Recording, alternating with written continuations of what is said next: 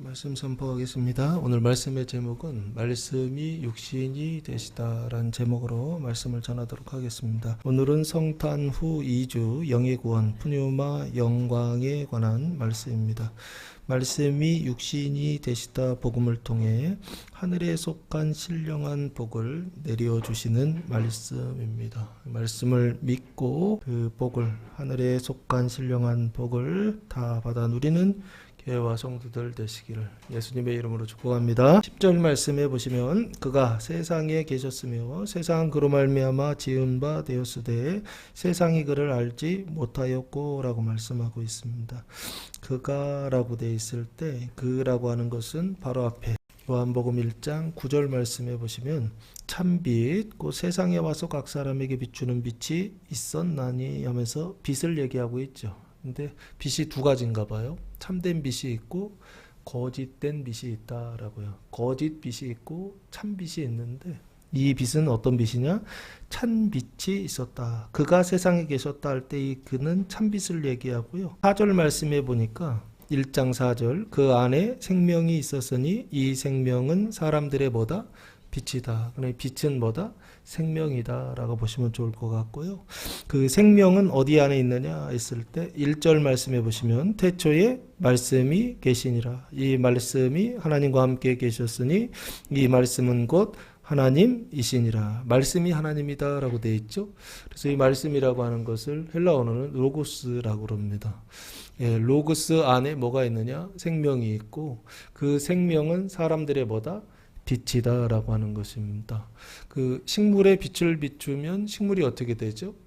성장하고 자라죠. 그래서 이 빛은 무슨 생명이냐라고 했을 때 성장하는 생명이다라고 보시면 좋을 것 같습니다. 그가 세상에 계셨으며 그랬죠. 그럼 세상이라고 하는 것은 코스모스라고 하는 단어를 사용했는데요. 원래 뜻은 질서 있는 정돈이라고 하는 뜻을 가지고 있습니다.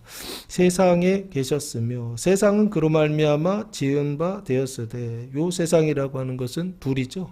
성경에서 말하는 세상은 창세기 1장 눈에 보이는 세상과 창세기 2장 눈에 보이지 않는 세상. 그래서 눈에 보이는 세상을 육적인 세상, 이 3차원 물리적인 세상이라고 한다면 창세기 2장에서의 세상은 눈에 보이지 않는 세상, 영적인 세상 라고 보시면 신적인 세상이라고 보시면 좋을 것 같습니다. 세상은 그로 말미암아 지은 바 되었으되 라고 되어 있습니다.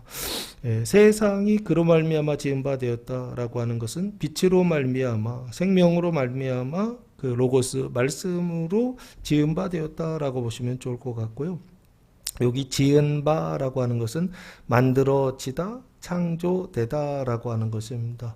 무엇을 통해서 창조되었느냐라고 했을 때 말씀을 통해서 창조되었다라고 보시면 좋을 것 같습니다. 육적인 세상과 영적인 세상, 눈에 보이지 않는 세상이 만들어지고 그 안에 피조물들도요. 눈에 보이는 피조물과 눈에 보이지 않는 피조물들도 지은 바 만들어지다 창조되었다라고 보시면 좋을 것 같고 세상이 그를 알지 못하였고 라고 말씀하고 있습니다. 시간의 흐름으로 보시면 좋을 것 같습니다. 지은 바 되었다라고 하는 것은 창조, 하나님께서 창조하셨는데 타락하기 이전에 창세기 1장과 2장을 얘기한다면 여기 세상이 그를 알지 못했다라고 하는 것은 창세기 3장 타락한 이후에 알지 못했다라고 보시면 좋을 것 같고요. 그러면 타락하기 전에 창세기 1장과 2장일 때에는 세상이 그를 알았다 몰랐다? 알았다라고 보시면 좋을 것 같습니다. 처음에는 알았는데 나중에 타락하고 나서부터는 어떻게 됐다? 몰랐다라고 보시면 좋을 것 같고요. 그가 빛이면 세상은 어둠이고 그가 생명이면 세상은 사망이다라고 보시면 좋을 것 같습니다. 그래서 10절부터 나오는 것은 뭘 얘기하느냐 했을 때 생명과 사망을 뭐하고 있느냐 비교하고 있고 대조하고 있다라고 보시면 좋을 것 같습니다. 세상이 그래서 사망이 생명을 알지 못했다라고 보시면 좋을 것 같아요. 이유는 뭐냐면요. 뒤에 나오는 내용이 생명을 얘기하고 있기 때문에 그렇습니다. 그래서 여기서의 그는 생명이다라고 보시면 좋을 것 같고요. 타락한 세상이, 그 사망이 하나님의 생명을 알지 못했다, 인식하지 못했다라고 하는 것입니다. 언제부터 못했느냐 했을 때 창세기 3장에 아담과 하와가 뭐한 이후부터? 타락한 이후부터. 타락이란 뭐다? 뱀의 말을 듣는 거다라고 되어 있죠. 그래서 창세기 3장에 아담과 하와가 누구 말을 듣기 시작하면서? 뱀의 말을 듣기 시작하면서 그때부터 생명을 알아봤다, 못 알아봤다? 알아보지 못했다, 생명을 인식하지 못했다라고 하는 것입니다. 왜 못하느냐라고 했을 때 그 뱀의 말이라고 하는 것이 그 내용이 뭐냐 했을 때 뱀의 말이 계속하는 얘기가 뭐냐라고 했을 때 너의 행위를 통하여서 너의 구원, 너의 생명을 어떻게 하라? 이루라라고 하는, 이게 뱀의 말입니다. 그 말을 듣다 보니까 하나님께서 하신 일을 믿음으로 생명에 이른다라고 하는 말이 들려요, 안 들려요? 안 들린다라고 보시면 좋지 않을까 싶고요. 그래서 알지 못했는데 언제까지 알지 못했느냐라고 했을 때 예수 그리스도께서 이 세상에 오셔서, 그래서 뭐 하실 때까지? 아마 십자가에 달려 돌아가실 때까지 온전히 알지 못했다라고 보시는 게 좋지 않을까 싶습니다. 11절 말씀에 보시면 자기 땅에 오매라고 되어 있습니다. 자기 땅에 오셨다라고 하는 것은 눈에 보이는 세상에 오셨다는 것이죠. 이걸 뭐라고 부르죠? 성탄이라고 보시면 좋을 것 같습니다. 뭐가 성탄했느냐 했을 때 생명이 성탄했다. 언제 성탄했느냐 했을 때 2026년이니까 2026년 전에, 지금으로부터 2026년 전에 하나님의 생명이 어떻게요? 자기 땅에 오셨다, 성탄하셨다. 그 타락한 세상, 그 사망 가운데 오셨다라고 보시면 좋을 것 같고요. 오셨는데 자기 백성이 어떻게 됐죠? 영접하지 아니하였으나라고 되어 있습니다. 요 타락한 백성이라고 보시면 좋을 것 같고요. 요 타락한 백성의 상태는 어떤 상태냐라고 했을 때 로마서 6장 6절 말씀해 보시면, 로마서 6장 6절 말씀에 보시면 이런 말씀이 나와 있습니다. 우리가 알거니와 우리의 옛사람이 예수와 함께 십자가에 못 박힌 것은 죄의 몸이 죽어 다시는 우리가 죄에게 종노릇하지 아니하려 함이니라고 말씀하고 있습니다. 그 얘기는 죄에게 종노릇하고 있다, 안 하고 있다? 하고 있다는 얘기죠. 그러니까 죄에게 종노릇하고 있는 상태, 이걸 지금 뭐라고 했느냐 했을 때 자기 백성, 타락한 백성이 영접하지 않았다라고 보시면 좋을 것 같고요. 두 번째는요, 히브리서 2장 15절 말씀해 보시면 죄의 종노릇하고 또 하나 종노릇하는 게 있더라고요. 히브리서 2장 15절 말씀해 보시면 또 죽기를 무서워함으로 한평생 매여 종노릇하는 모든 자들을 놓아주려 하심이니라고 되어 있습니다. 예수님께서 고난받으시는 이유가 뭐냐 했을 때 여기요, 죽기를 무서워함으로, 이 죽기를 무서워한다는 게 사망입니다. 그 사망을 무서워함으로 한평생 매여 종노릇하는, 사망에 종노릇하는 모든 사람을 뭐하려 하신다? 놓아주려 하십니다. 그래서 사망의 종노릇하는 사람이 있구나. 첫 번째는 죄의 종노릇하고 있고, 두 번째는 뭐에? 사망의 종노릇하고 있고, 그래서 생각하는 것이나 행동하는 것이나 말하는 것이 다 어떤 상태냐? 가증한 상태의 어떤 모습들을 살아가는 사람들, 이게 사망의 종노릇한다라고 보시면 좋을 것 같고요. 이거를 이제 실천했어요. 그래서 종노릇해서, 그래서 실제로 이것을 실행했어요. 그때 나타나는 모습이 디도서 3장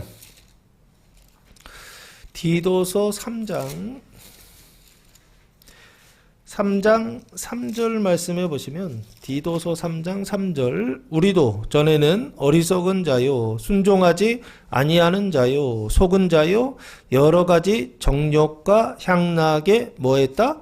종노릇한 자요 악독과 투기를 일삼은 자요 가증스러운 자요 피차 미워한 자였으나 라고 되어 있습니다. 여기 보시면 죄의 종로로 타고 사망의 종로로 탄 이후에 어디까지 갔느냐? 그 영벌의 종로로 타는데 그 영벌의 내용을 두 가지로 얘기하고 있습니다. 첫째는 정욕의 종로로 탄다라고 보시면 좋을 것 같고, 두 번째는 행락의 종로로 탄다라고 보시면 좋을 것 같습니다. 행락이라고 하는 것은 세상에서 즐기는 것이죠. 그렇죠? 세상에서 즐기는 것들 중에 요즘 가장 일반적인 어떤 거 먹고 마시자, 이거 옛날 분위기고, 요즘은 이렇게 자기 마음대로 사용하고 자기 마음대로 소비하는 어떤 소비 생활, 이런 것들이 행락에 많이 들어있지 않을까 싶습니다. 그래서 자기 백성이라고 하는 것은 죄의 종로로 타고 사망의 종로로 타고 그리고 정욕과 행락의 종로로 타는 백성들이, 그래서 이것을 사망의 상태에 있다라고 보시면 좋을 것 같고요. 뭐하지 아니하였다? 영접하지 아니하였으나, 엄밀히 보면 종로로 타기 때문에 영접하지 아니하였다, 영접하지 못했다라고 하는 표현이 더 옳지 않을까 싶습니다. 그래서 생명은 오셨어. 그런데 하나님의 생명을 뭐하지 못했다? 인식하지도 못하고, 그리고 뭐하지도 못했다? 영접하지도 아니하였으나 라고 되어 있습니다. 12절, 영접하는 자 꼭 그 이름을 믿는 자들에게는 하나님의 자녀가 되는 권세를 주셨으니 라고 말씀하고 있습니다. 영접하다라고 하는 단어는 람바노라고 하는 단어를 사용했는데요, 취하는 겁니다. 그래서 손에다가 힘을 주고서 잡는 거예요. 영접하는 자, 잡는 자입니다. 뭘 잡느냐? 그 이름을 믿는 자들에게는, 그 이름은 누구입니까? 로고스, 말씀을 이야기하고 그 말씀 안에 생명과 빛이 있었다라고 했잖아요. 오늘 강조점, 첫 번째 강조점은 생명입니다. 그 생명, 하나님의 생명을 뭐하는 자, 잡는 자, 믿는 자들에게는 이라고 보시면 좋을 것 같고요. 그 이름은 예수를 얘기합니다. 그 예수의 생명을 믿는 자들, 잡는 자들에게는, 믿는다라고 하는 단어는 피스튜오라고 하는 단어를 사용했는데요, 이 잡는다는 게 믿는 건데, 믿는 게 뭐냐라고 했을 때 맡기다, 신뢰하다라고 하는 것입니다. 그 믿는 자들에게는 뭐가 되는 권세를 주셨다? 하나님의 자녀가 되는 권세를 주셨다라고 하는 것입니다. 그래서 여기 믿음이라고 하는 건 뭐냐 했을 때 하나님의 자녀가 되는 수단이다라고 보시면 좋을 것 같습니다. 하나님의 자녀가 되는 방법, 유일한 방법은 뭐냐라고 했을 때 그 이름을 믿는 것입니다. 그래서 그 이름 예수 그리스도, 그 하나님의 아들 예수 그리스도, 그 생명의 이름을 뭐하는 자들에게, 믿는 자들에게는 하나님의 자녀가 되는 권세를 주셨다라고 말씀하고 있습니다. 할렐루야. 영접하시기 바랍니다. 그 이름을 믿으시기 바랍니다. 하나님의 자녀가 되는 권세를 받을 수 있는 교회와 성도들 되시기를 예수님의 이름으로 축복합니다. 그래서 하나님의 자녀라고 하는 것은 결국에 하나님 생명의 자녀다라고 보시면 좋을 것 같고, 그 하나님의 자녀의 반대가 뭐냐? 그럼 하나님 자녀가 되기 이전의 상태가 뭐냐라고 했을 때 마태복음 3장 7절 말씀해 보시면, 자녀가 되기 전에, 하나님의 자녀가 되기 전의 상태를 이렇게 부르고 있습니다. 마태복음 3장 7절 말씀에 요한이 많은 바리새인들과 사두개인들이 세례 베푸는 대로 오는 것을 보고 이르되, 뭐의 자식들? 독사의 자식들아, 누가 너희를 가르쳐 임박한 진노를 피하라 하더냐 하면서 세례 요한이 독사의 자식들이라고 얘기하고 있죠. 이 독사라고 하는 건 뱀인데 아주 독한 뱀이죠. 독한 독을 가지고 있는 뱀인데, 뱀은 눈에 보이는 뱀인가요? 아니죠. 눈에 보이지 않는 뱀을 이야기하고 있는 것입니다. 마태복음 12장 34절 말씀에서도 보면 똑같은 말씀이 하나 더 나와 있습니다. 12장 34절, 독사의 자식들아, 너희는 악하니 어떻게 선한 말을 할 수 있느냐? 이는 마음에 가득한 것을 입으로 말함이라 라고 말씀하고 있습니다. 여기 보시면 뭐라고 돼 있죠? 독사의 자식들아. 지금 바리새인들을 지금 부르고 있는 말씀일 텐데, 바리새인들을 예수님이 지금 뭐라고 하느냐? 독사의 자식들이다 라고 말씀하고 있습니다. 그래서 마태복음 23장 33장 33절 말씀에도 보시면, 마태복음 23장 33절 조금 더 나가죠. 뱀들아 독사의 새끼들아 너희가 어떻게 지옥의 판결을 피하겠느냐라고 바리새인들에게 지금 말씀하시는 것입니다. 바리새인들을 뭐라고 말씀하고 있죠? 뱀들이라고 돼 있죠. 뱀들인데 누구 새끼다? 독사의 새끼들아라고요. 예, 새끼들아라고 욕이죠, 거의요. 뱀들아, 독사의 새끼들아라고 되어 있습니다. 그럼 뱀들 여기 독사의 새끼들은 독사는 누구를 얘기하느냐 했을 때 창세기 3장. 창세기 3장 1절 말씀해 보시면 이 독사가 나옵니다. 뱀들이 나옵니다. 창세기 3장 1절 그런데 뱀은 여호와 하나님이 지으신 들짐승 중에 가장 강교하니라 하고 나서 뒤에 뱀이 하와를 유혹하는 장면이 나옵니다. 여기 뱀이라고 하는 것은 어디의 뱀이다? 에덴 동산의 뱀이다 라고 되어 있죠. 창세기 2장의 들짐승 중에 하나, 그가 바로 뭐냐면 뱀이고, 그 뱀은 지금 말을 한다 안 한다? 한다 라고 보시면 좋을 것 같습니다. 그럼 이 뱀은 우리가 아는 그 기어다니는 물리적인 뱀이 아니라 어떤 뱀이다? 아마 이거 하늘을 날아다니는 뱀이다 라고 보시면 좋지 않을까 싶고요. 영적인 존재이고 신적인 존재다 라고 보시면 좋을 것 같고, 그래서 요한계시록 이 12장 9절 말씀해 보시면 이 에덴 동산의 뱀을 이렇게 표현하고 있습니다.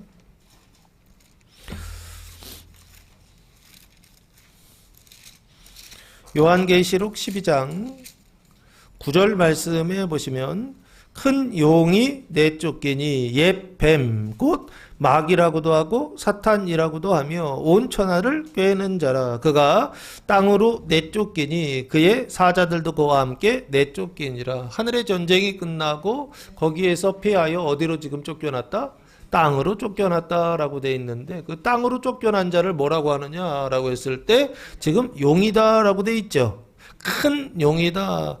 근데 그 큰 용은 원래는 뭐였느냐 했을 때 옛 뱀이요. 그 옛 뱀을 지금 뭐라고 부르고 있죠? 마귀나 사탄이다라고 그렇게 부르고 있습니다. 아, 마귀나 사탄이 뱀이고, 그리고 마귀나 사탄이 용이구나라고 보시면 좋을 것 같습니다. 그래서 여기 하나님의 자녀에 반대되는 것은 결국에 뱀의 자녀들이죠. 독사의 자녀들이죠. 새끼들이죠. 그런데 그걸 뭐라고 하느냐 했을 때 마귀와 사탄의 자식들이다라고 보시면 좋을 것 같고, 그 마귀와 사탄의 자식들은 누구의 자식이냐 했을 때 사망의 말을 듣는 자식들이다라고 해서 사망의 자식들. 그럼 하나님의 자녀들은요, 하나님의 말씀을 듣는다 하여 생명의 자식들이라고 보면 좋을 것 같습니다. 그 하나님의 자녀가 되는 권세를 주셨으니 할 때 이 권세라고 하는 단어는 엑소시아라고 하는 단어를 주셨는데요, 원래 뜻은 특권, 지배, 그리고 지배인데 어떤 지배냐 했을 때 사법적인 권리라고 하는, 권세라고 하는 뜻을 가지고 있습니다. 그래서 뭐가 되느냐, 하나님의 자녀가 되는, 뱀의 자녀가 그곳에서 벗어나서 하나님의 자녀가 되는 권세, 그 권세를 누구에게 주셨다? 영접하는 자, 그 믿는 자들에게 주셨다라고 하는 것입니다. 그래서 권세를 주셨다라고 하는 것은 결국에 무슨 얘기냐 했을 때 믿기만 하면 어떻게 하셨다? 믿기만 하면 값없이 주셨다는 얘기죠. 그래서 그걸 뭐라고 표현하느냐? 은혜로 주셨다라고. 그래서 그 믿기만 하면 은혜로 주셨다라고 하는 이것, 하나님의 자녀가 되는 권세를 주셨다라고 하는 이것을 사도 바울은 뭐라고 표현하고 있느냐라고 했을 때 에베소서 1장 3절 말씀해 보시면 1장 3절에서 6절까지인데요. 찬송하리로다 하나님 곧 우리 주 예수 그리스도의 아버지께서 그리스도 안에서 하늘에 속한 모든 신령한 복을 우리에게 주시되 라고 되어 있습니다. 여기 복 주시죠? 무슨 복을 주신다? 하늘에 속한 모든 신령한 복을 우리에게 주시되 라고 되어 있죠. 여기요, 하나님의 자녀가 되는 권세를 주셨다라고 하는 것은 하늘에 속한 모든 신령한 복 중에 하나다라고 보시면 좋을 것 같습니다. 주시되 그 내용이 4절 말씀 보시면 곧 창세전에 그리스도 안에서 우리를 택하사 우리로 사랑 안에서 그 앞에 거룩하고 흠이 없게 하시려고 라고 되어 있죠. 그 하늘에 속한 신령한 복은 뭐냐라고 했을 때 거룩함이라고 하는 복이 있고요. 그리고 마지막이 뭐냐면 흠이 없게 하신다. 이걸 완전이라고 보시면 좋을 것 같습니다. 5절 그 기쁘신 뜻대로 우리를 예정하사 예수 그리스도로 말미암아 자기의 아들들이 되게 하셨으니 여기 하나님의 자기 아들들 하나님의 아들들이다 라고 보시면 좋을 것 같고요. 되게 하셨으니 이는 그가 사랑하시는 자 안에서 우리에게 거저 주시는 바 그의 은혜의 영광을 찬송하게 하려 하시는 것이다. 하나님의 아들들 이건 거듭남이라고 보시면 좋을 것 같습니다. 그래서 하늘에 식한 신령한 복은 그 뒤에 보시면 죄사함이 나오고요. 그 다음 거듭남이 나오고 그 다음 거룩함이 나오고 그 다음 마지막 완전함이라고 하는 4가지 신령한 복을 주신다라고 사도 바울이 이야기하고 있거든요. 근데 오늘 본문 말씀 다시 돌아오시면 하늘에 하나님의 자녀가 되는 권세를 주셨다라고 하는 것은 복을 주신 겁니다. 무슨 복을 주신 것이냐? 신령한 복을 주신 것인데 하늘에 속한 신령한 복을 지금 주셨다라고 하는 것입니다. 특별히 어떤 복이냐라고 했을 때 하나님의 자녀가 되는 거듭남의 복이요.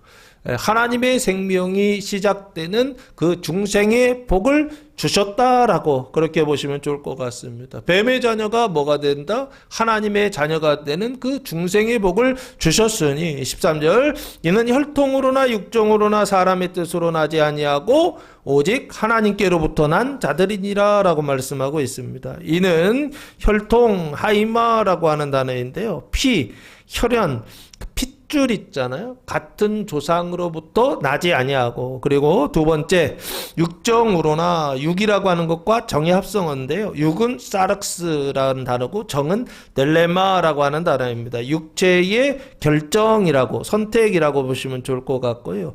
그 육체의 결정으로 난 것 아니요라고요. 그래서 그 육이라고 하는 것은 육체의 육기는 욕정이라고 하는 뜻인데요. 그래서 일반적으로 이 육정을 뭐라고 하느냐? 성욕이라고 보시면 좋을 것 같습니다. 그래서 성욕으로 낳은 것 아니다라고 하는 뜻이고요. 세 번째, 사람의 뜻으로 나지 않았다라고 되어 있습니다. 이 사람이란 단어가 아네르라고 하는 단어고요. 뜻이라는 단어가 넬레마라고 하는 단어인데요. 사람의 선택이요, 남자의 선택이요, 남편의 선택으로 나지 않았다라고 하는 것입니다. 보통 아이들을 낳을 때는 이렇게 남자나 여자, 남편과 아내가 결정해서 선택해서 낳잖아요. 근데 그것으로 낳는 것 아니다라고 하는 것입니다. 오직 무엇을 통해 난다?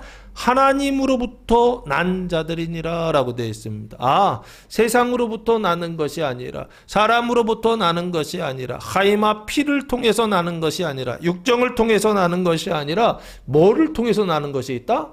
하나님으로부터 나는 것이 있구나. 여기요. 오직 하나님으로부터 난 자들이니라. 그게 바로 누구냐? 하나님의 자녀다라고 말씀하고 있습니다. 요 하나님께로부터 나다 할 때 로부터라고 하는 단어는 에크라고 하는 전치사를 사용했는데요. 에크는 안에서 밖으로라고 하는 뜻입니다. 그래서 하나님으로부터 밖으로 나왔다라고 보시면 좋을 것 같습니다. 원래는 어디 안에 있었다? 하나님 안에 있었는데 밖으로 하나님 밖으로 난 자들이다라고 보시면 좋을 것 같고요. 그 난 자들이라고 하는 단어는 겟나오라고 하는 단어를 사용했는데요. 원래 뜻은 낫다, 거듭나다라고 하는 뜻을 가지고 있습니다. 이 난 자들이라고 하는 것은 결국에 거듭난 자들, 중생한 사람들이다라고 보시면 좋을 것 같고요. 그 중생할 사람들을 성경에서는 뭐라고 얘기하고 있느냐 했을 때 하나님의 생명이 뭐한 사람들? 시작된 사람들이다라고 보시면 좋을 것 같습니다. 그 하나님의 자녀들, 시작된 자녀들, 생명이 시작된 자녀들은 뭐냐 했을 때 천국이 실제적으로 시작되는 것입니다. 천국이 현실적으로 현실에서 시작되는 상태를 거듭남이라고 보시면 좋을 것 같고요. 그래서 거듭남이라고 하는 건 뭐냐라고 했을 때 첫 번째는 로고스 하나님의 말씀이 어디에 뿌려져요? 땅에 뿌려지죠. 그 땅에 뿌려져서 땅 속에 로고스가 들어가 있는 이 상태, 이걸 뭐라고 하느냐 했을 때 잉태되는 칭의, 제3이라고 설명드렸다고 한다면 그 땅 속에 있었던 그 씨가, 하나님의 말씀이 어떻게 하는 거예요? 땅을 파고 밖으로 나오는 것이요. 이거 뭐라 그러죠? 새싹이라고 하지 않습니까? 싹이 그 안에서, 씨가 땅을 뚫고 나와요. 그걸 새싹이라고 하는데, 그 새싹의 상태를 지금 뭐라고 하느냐 했을 때 하나님의 자녀가 되는 권세를 주셨다라고 말씀하고 있습니다. 하나님께로부터 났다라고 지금 표현하고 있더라는 것입니다. 그러면 10절에서 13절까지는 지금 뭘 얘기하고 있느냐라고 했을 때 제사함을 받은 사람들이요. 그래서 어디 안에요? 하나님 안에 잉태된 사람들이 어디로 지금 나오고 있다고요? 그 땅을 뚫고서 밖으로 나오기, 생명이 밖으로 나오는 그 색싹의 단계가 되었다라고 하는 것을 하늘에 속한 신령한 첫 번째 복이다라고 지금 설명하고 있는 게 아닌가 싶습니다. 사랑하는 성도 여러분, 여러분의 삶 속에, 여러분의 육신 속에 하나님의 생명이 시작되는 이 거듭남의 신령한 복, 이 복이 여러분의 삶 속에 올 한 해 시작되기를 예수님의 이름으로 축복합니다. 첫 번째 하늘에 속한 신령한 복이다라고 하는 것입니다. 우리의 삶 속에 하나님의 생명이 시작된다라고 하는 것입니다. 우리의 삶 속에 하나님의 구원이, 천국이 시작된다라고 하는 것입니다. 그 복을 하나님께서 믿는 자들에게 주셨으니라고 말씀하고 있습니다. 그러니까 믿으면 받을 수 있는 것입니다. 믿으면 나타날 수 있는 것입니다. 믿으면 하나님의 생명이 시작될 수 있는 것입니다. 믿으면 천국이 우리의 삶 속에서 실제적으로 시작되고 나타날 수 있다라고 하는 것입니다. 여기서 천국을 시작하는 것입니다. 지금 여기가 지역이었는데 지금 여기가 천국이 시작되는 이 권세, 이 복은 누구에게 주시느냐? 영접하는 자들에게 주신다는 것입니다. 믿는 자들에게 주신다라고 하는 것입니다. 그 이름을 믿는 자들이요, 그 생명을 믿는 자들이요, 그 이름과 그 생명이 어디에 기록되어 있죠? 하나님의 말씀 성경에 기록되어 있습니다. 그 성경을 읽는 사람들이요, 그 성경을 듣는 사람들이요, 그 성경의 말씀을 먹고 마시는 사람들에게 뭐를 주신다? 하늘에 속한 신령한 복, 하나님의 자녀가 되는 복을 주신다라고 하는 것입니다. 작년에도 열심히 먹으셨죠? 보고서가 나와서 보고서를 받아서 올해 이제 다음 주에 시상하려고 준비 중에 있습니다. 그래서 십자가에다가 몇 독했는지를 이렇게 기록해서 하나씩 드릴 건데, 그 올해 몇 독했는지 보니까 성도들이 말씀을 많이 읽으셨더라고요. 엄청 많이 읽으셨더라고요. 수고하셨습니다.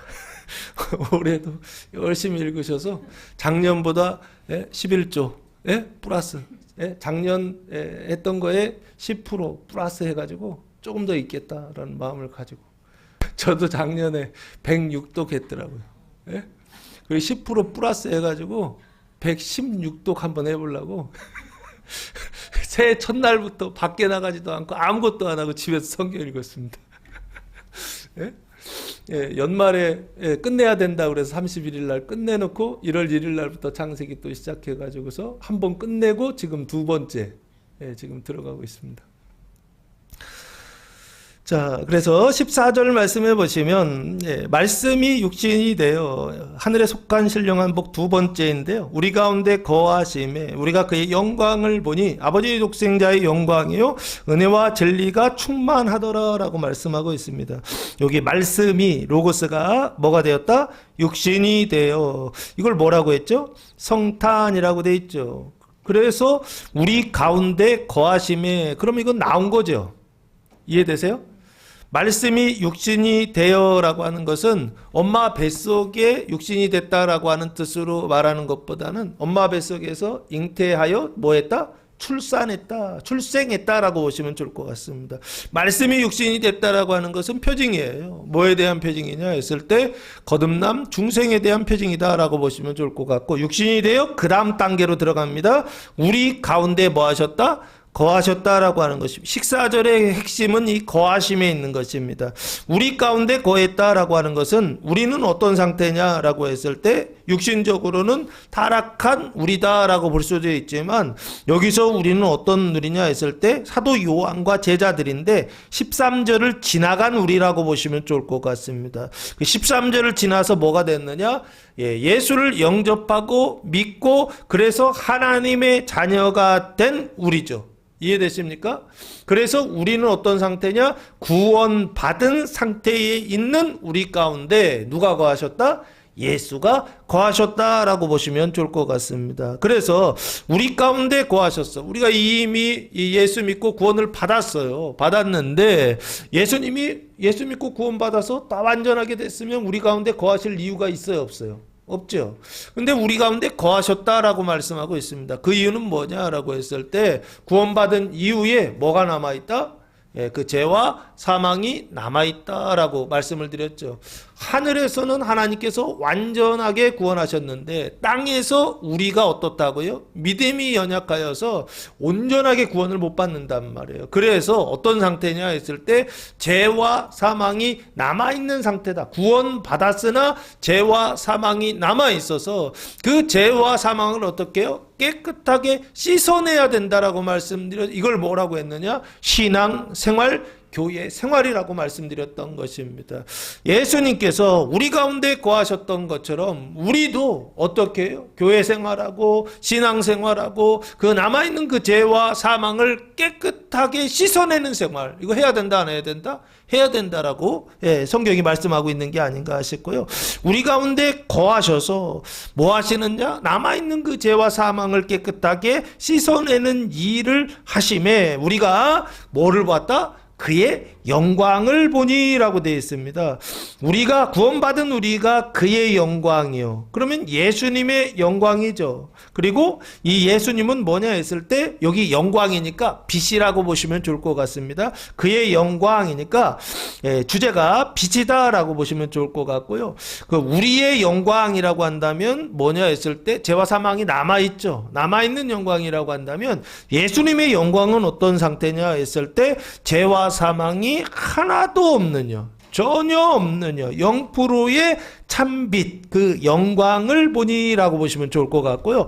영광이라고 하는 헬라어 단어는 독사라고 하는 단어를 사용했는데 거룩, 위엄, 그리고 찬양과 경배라고 하는 뜻을 가지고 있습니다. 영광은요, 그러니까 빛이에요.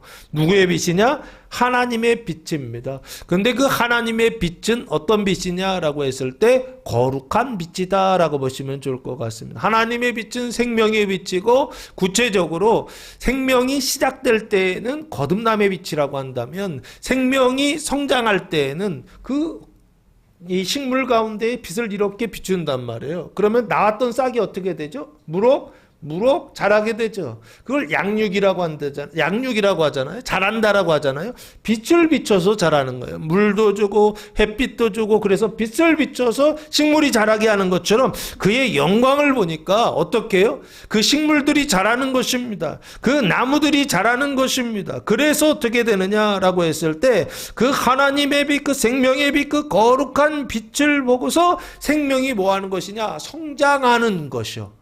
그 영광을 보니 그 결과가 뭐냐라고 했을 때 그 생명이 우리 안에 있었던 하나님의 생명이 그 신앙이 그 믿음이 성장하더라는 것입니다. 그걸 뭐라고 부르느냐?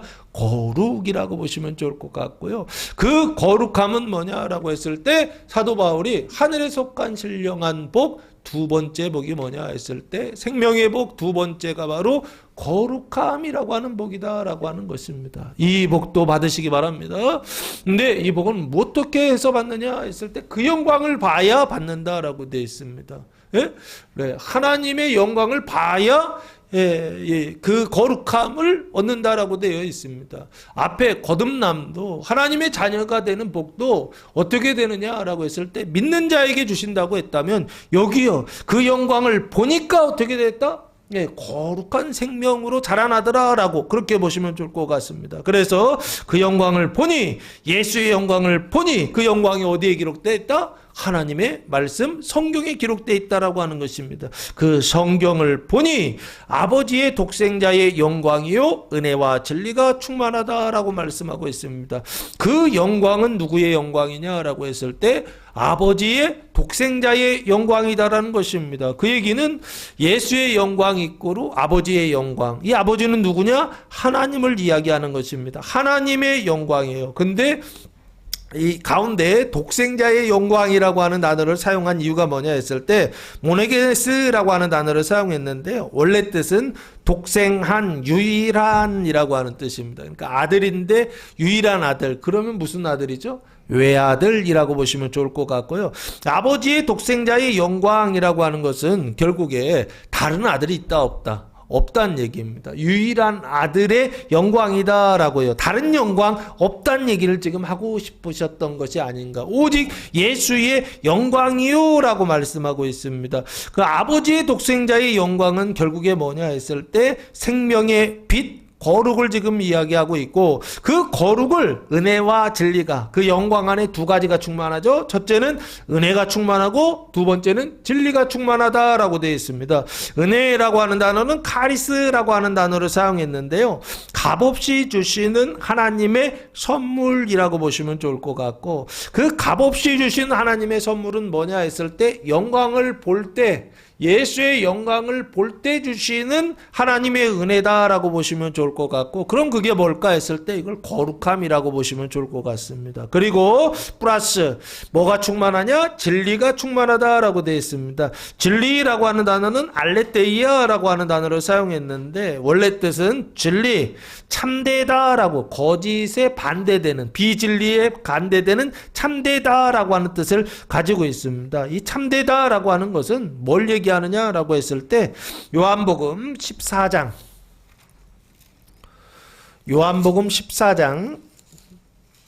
6절 말씀해 보시면 예수께서 이르시되 내가 곧 길이요 진리요 생명이니 나로 말미암지 않고는 아버지께로 올 자가 없느니라 라고 말씀하고 있습니다. 예수님이 뭐다?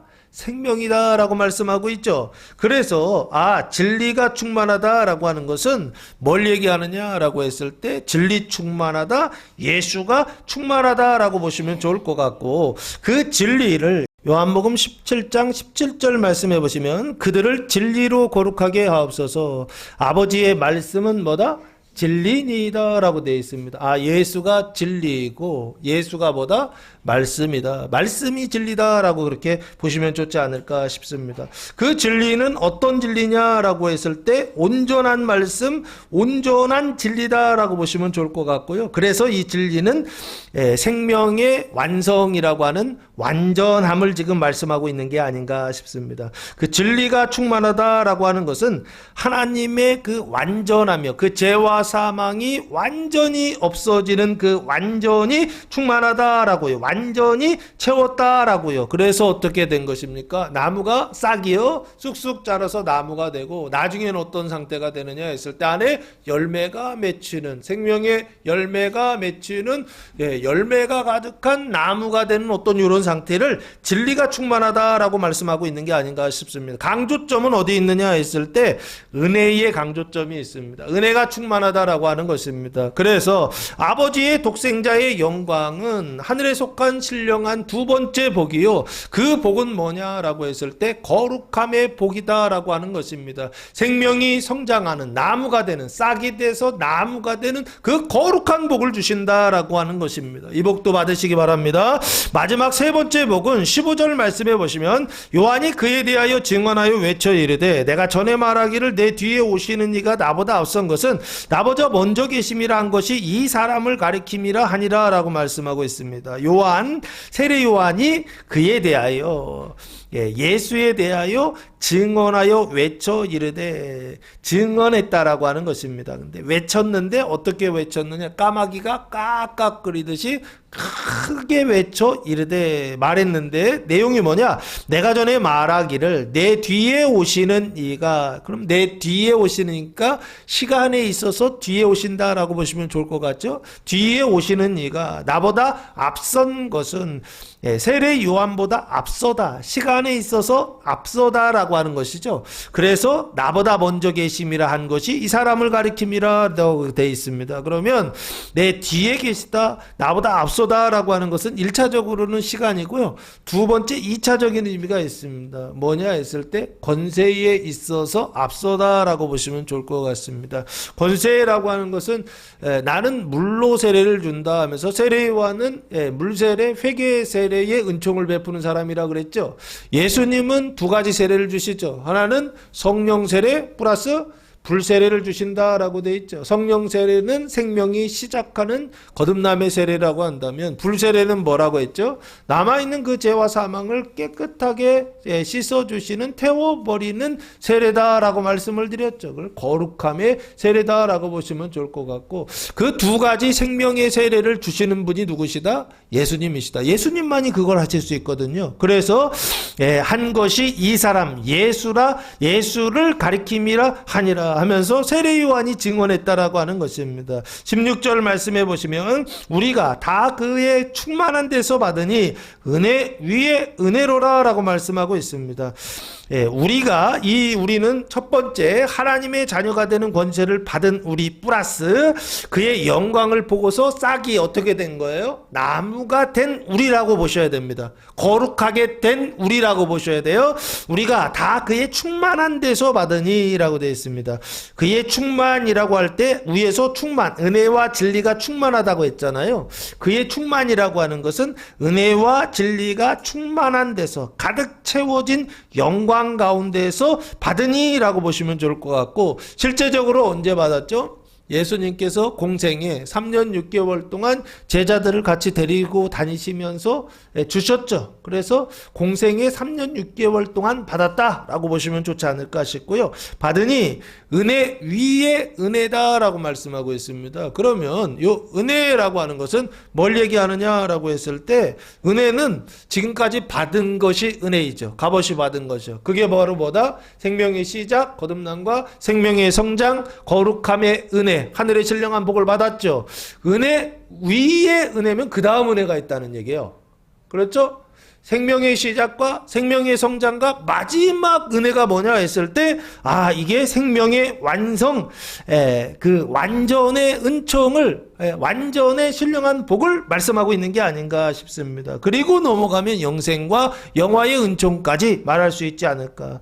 그 영생의 은총은 뭐냐 했을 때, 나를 사랑하는 것을 넘어서 누구를 사랑하는, 형제를 사랑하고 이웃을 사랑하는 서로 사랑이라고 하는 예수님의 세 계명을 준행하는 그 단계의 은혜로라라고 말씀하고 있는 게 아닌가 싶습니다. 그래서 이 은혜는 어떤 은혜냐라고 했을 때, 예수님께서 마지막 요한복음의 핵심이죠. 마지막 돌아가시기 직전에 기도를 드리세요. 그 기도가 17장 23절 말씀해 보시면 예수님의 마지막 기도입니다.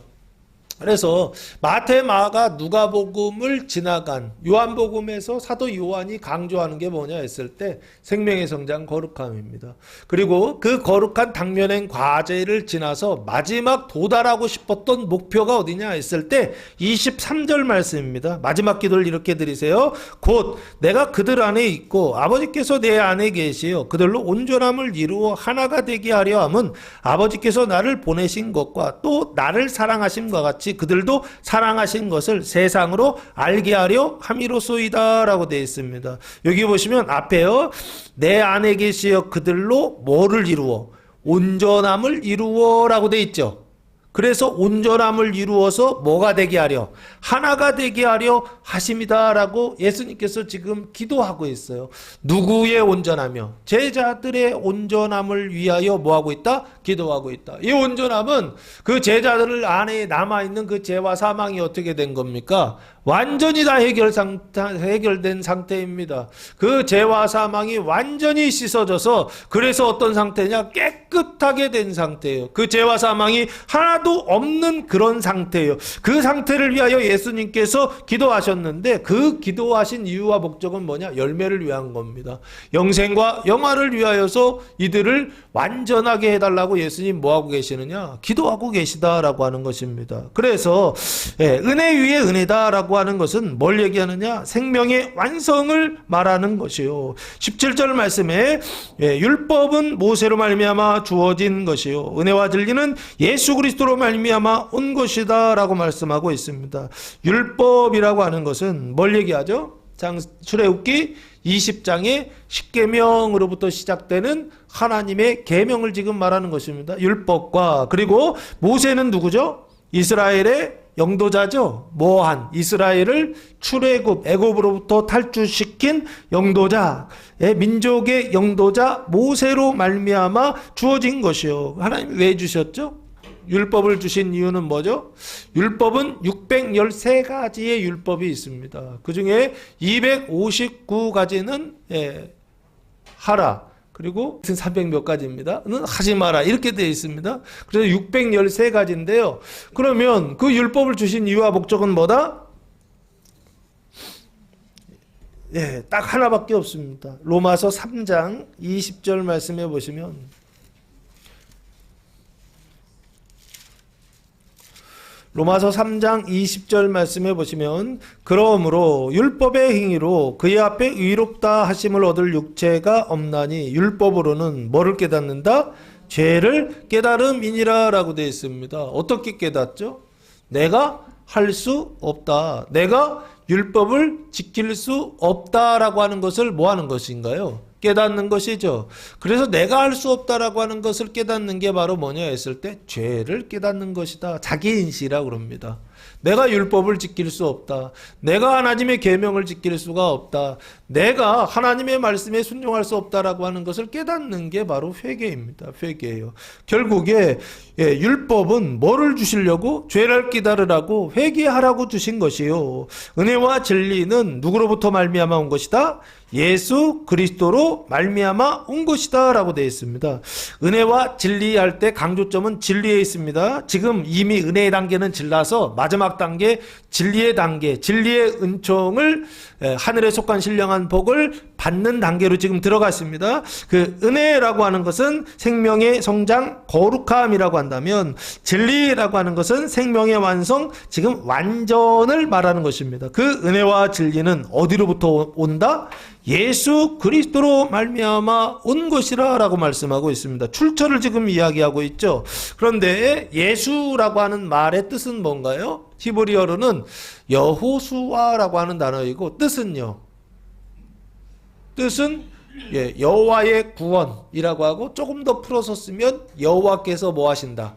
구원하신다라는 뜻입니다. 그러면 그러면 반대로 예수의 반대, 마귀는 뭘 얘기할까요? 사람이 구원한다, 사람의 구원을 이야기합니다. 너의 행위를 통하여서, 너의 열심을 통하여서 어디에 이르러라? 그 죄와 사망이 완전히 없어지는 온전한 단계, 완전한 상태에 들어가라 라고요. 그렇게 가르친다라고 하는 것입니다. 이건 뱀이 가르치는 거란 말이에요. 그런데 하나님이 가르치시는, 예수님이 가르치시는 내용은 뭐냐? 그 예수 이름 안에 들어있어요. 메시지가요. 누가 구원하신다? 하나님께서. 오직 자가 붙어야 돼. 오직 하나님께서만 우리를 어떻게 하신다? 온전하게 구원하신다. 남아있는 그 죄와 사망을 어떻게 해요? 완전하게 깨끗하게 씻어주신다라고 하는 그 이름이요, 그 내용을 가지고 있는 이름이 예수라고 하는 이름이다라고 보시면 좋을 것 같아요. 그래서 은혜와 진리는 어디로부터 왔다? 예수 플러스 그리스도로 말미암아 온 것이다 라고 되어 있습니다. 그리스도는 무슨 뜻인가요? 기름 부음 받은이라고 하는 뜻이고요. 그래서 히브리어로는 메시아라고 하는 뜻을 가지고 있습니다. 기름 부음 받은 자가 누구냐 했을 때 왕이나 제사장입니다. 그 제사장이 하는 일은 뭐죠? 하늘과 땅을 연결하는, 하나님과 백성들을 연결하는 중재자의 역할을 하는 사람, 이게 기름 부음 받은 사람이 하는 일입니다. 그 기름 부음 받은 예수 그리스도로 말미암아 왔다라고 하는 것은 뭘 얘기하느냐라고 했을 때, 우리 안에 있는 그 죄와 사망, 남아있는 그 죄와 사망, 예수 믿고 구원 받았어요. 그 거룩함 속에 있어요. 근데 그 길을 쭉 잘 가다가 마지막이요, 1%도 그 죄와 사망이 없는 하나님의 사랑으로 충만한 상태에 들어가는 것은 어디로부터 온다? 오직 예수 그리스도로 말미암아 온 것이다 라고 말씀하고 있습니다. 할렐루야. 다른 방법으로는 안 됩니다. 사람의 방법으로는 안 됩니다. 세상의 방법으로는 안 됩니다. 사람의 행위로는 안 된다는 거예요. 오직 무엇을 통해서? 하나님의 아들 예수 그리스도를 통해서만 우리 안에 있는요, 남아있는 그 죄와 사망의 그 1% 남아있는 마지막 그 죄와 사망까지를 깨끗하게 씻어내는 분, 그분은 바로 누구시냐라고 했을 때 오직 하나님의 형상이시여 하나님의 독생자의 영광이신 예수 그리스도를 통해서만 완전하게 깨끗하게 될 수 있다라고 하는 것, 성경이 말씀하고 있는 게 아닌가. 오직 예수 그리스도를 통하여 여러분 안에 남아있는 그 죄와 사망을 완전하게 깨끗하게 100% 씻어낼 수 있는 교회와 성도들 되시기를 예수님의 이름으로 축복합니다. 18절 말씀해 보시면 본래 하나님을 본 사람이 없으되 아버지 품속에 있는 독생하신 하나님이 나타내셨느니라 라고 말씀하고 있습니다. 본래 하나님 아버지를 얘기합니다. 본 사람이 없으되, 하나님 본 사람 있다 없다? 없다. 그런데 그 다음 단계는 무슨 얘기를 하느냐? 아버지 품속에 있는 독생하신 하나님이 나타내셨느니라 라고 말씀하고 있습니다. 아버지 어디 안에 있다?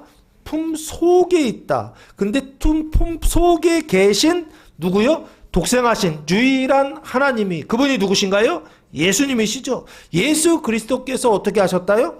나타나셨다라고 하는 것입니다. 요 나타나다라고 하는 단어는 엑세게오마이라고 하는 단어를 썼는데요. 생각해내다, 나타내다라고 하는 뜻을 가지고 있습니다. 무엇을 나타내느냐 했을 때 볼 수 없는 하나님 아버지를 볼 수 있는 하나님 아들로 어떻게 하셨다? 나타내셨다. 하나님은 볼 수 있다 없다? 없다. 그런데 아들을 통하여 하나님 볼 수 있다 없다? 있다라고 하는 것을 말하는 것입니다. 그러면 하나님을 볼 수 없는 단계에서 누구를 보는 단계로 지금 들어가는 거예요? 하나님을 보는 단계를 들어가는 겁니다. 누구를 통해서요? 하나님의 독생자의 영광을 통해서 아버지를 나타내시고 아버지를 보는 신앙의 단계요. 할렐루야. 여기도 들어가 보시자고요. 하나님을 보셨습니까?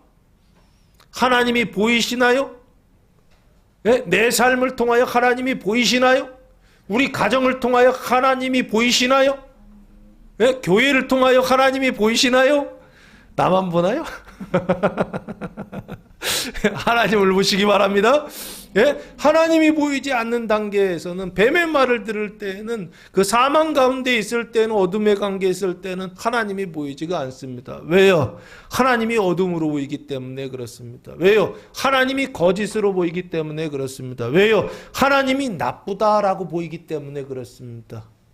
우리 안에 죄와 사망이 있을 때는 하나님을 하나님으로 볼 수 있는 눈이 없습니다. 그런데 우리 안에 남아있는 그 죄와 사망이 하나님의 그 생명으로, 사랑으로 충만하게 부어져서 그 은혜와 진리로 인하여서 은혜 위에 은혜의 단계에 들어가면 그때 뭐가 보이기 시작하냐면 독생하신 아버지, 독생하신 아들의 그 영광을 통하여 아버지가 보이기 시작하는 거예요. 아침에 눈 뜨면 아버지, 깊은 울림으로, 그냥 아버지 그 한마디에 아버지를 그냥 부르는 겁니다. 아버지. 그 아버지가 누구시냐고요? 하나님이 누구시냐고요? 내 영혼의 아버지요. 영원한 아버지, 그분이 누구시냐고. 내가 이 세상 오기 전에도 아버지셨고, 여기 왔을 때도 아버지시고, 여기를 떠나서 육신의 옷을 벗고 죽었을 때도 내 영원한 아버지가 되시는 그분이요. 나 거기로 돌아갈 것인데 그 아버지가 누구시냐고요. 마지막 단계, 그 아버지를 보는 단계로 들어간다라고 하는 것입니다. 사도 요한이 그 아버지를 보았다는 것입니다. 독생하신 예수 그리스도의 영광을 통하여 아버지의 영광이 보이기 시작했다라고 하는 것입니다. 그 영광이 뭘까라고 했을 때 하나님을 보는 단계요. 이게 뭐냐라고 했을 때 이게 영생의 단계인가 아닌가 싶습니다. 완전의 단계를 지나서 영생의 단계로 넘어가는데 이게 언약되어 있더라고요. 욥기 42장.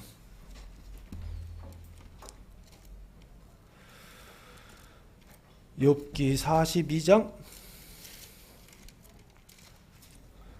욥기 42장 5절 말씀해 보시면 욥의 회개가 나오는데요. 어떤 회개냐 했을 때 내가 주께 대하여 귀로 듣기만 하였사오나 이제는 눈으로 주를 배엄나이다라고요. 하나님을 배엄는다라고요. 하나님을 눈으로 본다라고 욥이 지금 고백하고 있습니다. 그러면서 회개를 해요.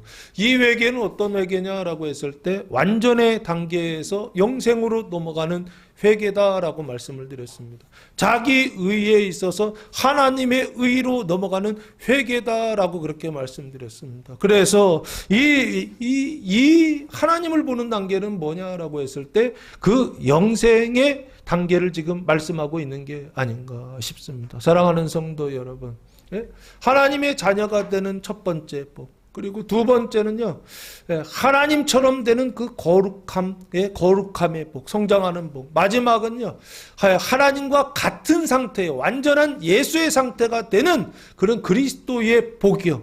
완전한 복이요. 마지막에는요, 아버지를 보는요, 하나님 아버지를 보는 그 영생의 단계까지 하늘에 속한 신령한 모든 복을 받아 누리는 2026년 새해 되시기를. 삼천부 중부교회 교회와 모든 성도들 되시기를 예수님의 이름으로 축원합니다. 기도하겠습니다. 사랑과 은혜가 풍성하신 아버지 하나님, 감사와 찬송과 영광을 올려드립니다. 우리 구주 예수 그리스도께서 강림하는 말씀이 육신이 되시다 복음이 선포될 때 그 말씀을 믿고 따름으로 하늘에 속한 모든 신령한 복을 받는 교회와 성도들 되게 하옵소서. 이제는 우리 주 예수 그리스도의 은혜와 하나님 아버지의 무한하신 사랑하심과 성령의 교통하심이 사랑하는 성도들 머리 위에와 가정 위에와 교회 위에 이제로부터 영원토록 함께 하시기를 간절히 축원하옵나이다. 아멘.